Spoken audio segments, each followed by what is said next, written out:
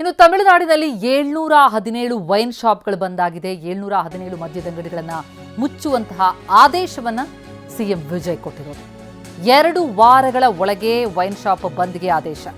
ಧಾರ್ಮಿಕ ಕೇಂದ್ರಗಳು, ಶಾಲಾ ಕಾಲೇಜು, ಬಸ್ ನಿಲ್ದಾಣ ಇವುಗಳ ವ್ಯಾಪ್ತಿಯಲ್ಲಿ ಅಂದರೆ 500 ಮೀಟರ್ ವ್ಯಾಪ್ತಿಯಲ್ಲಿ ಇರುವಂತಹ ವೈನ್ ಶಾಪ್ಗಳನ್ನು ಬಂದ್ ಮಾಡುವಂತಹ ಆದೇಶ.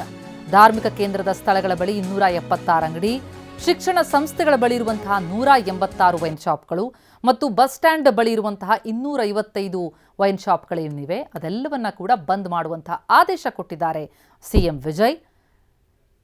ಟಿಎಸ್ಎಂಎಕಿ ಮಧ್ಯದ ಚಿಲ್ಲರೆ ಮಾರಾಟ ಮಳಿಗೆಗಳ ಬಂದ್ಗೆ ಆದೇಶವನ್ನು ನೀಡಿರುವಂಥದ್ದು. ಒಟ್ಟಾರೆಯಾಗಿ 717 ವೈನ್ ಶಾಪ್ಗಳು ಬಂದ್ ಆಗ್ತಾ ಇವೆ. ಸಿಎಂ ವಿಜಯ್ ಕೊಟ್ಟಂತಹ ಆದೇಶ ಇದು. ಎಲ್ಲೆಲ್ಲಿ ಧಾರ್ಮಿಕ ಕೇಂದ್ರ, ಶಾಲಾ ಕಾಲೇಜು ಅವುಗಳ ವ್ಯಾಪ್ತಿಯಲ್ಲಿ, ಬಸ್ ಸ್ಟ್ಯಾಂಡ್ ವ್ಯಾಪ್ತಿಯಲ್ಲಿ, 500 ಮೀಟರ್ ವ್ಯಾಪ್ತಿಯಲ್ಲಿ ಎಲ್ಲೆಲ್ಲಿ ವೈನ್ ಶಾಪ್ಗಳಿವೆಯೋ ಆ ವೈನ್ ಶಾಪ್ಗಳನ್ನು ಬಂದ್ ಮಾಡಬೇಕು ಎನ್ನುವಂಥ ಆದೇಶವನ್ನು ನೀಡಿದ್ದಾರೆ ತಮಿಳುನಾಡು ಸಿಎಂ ವಿಜಯ್.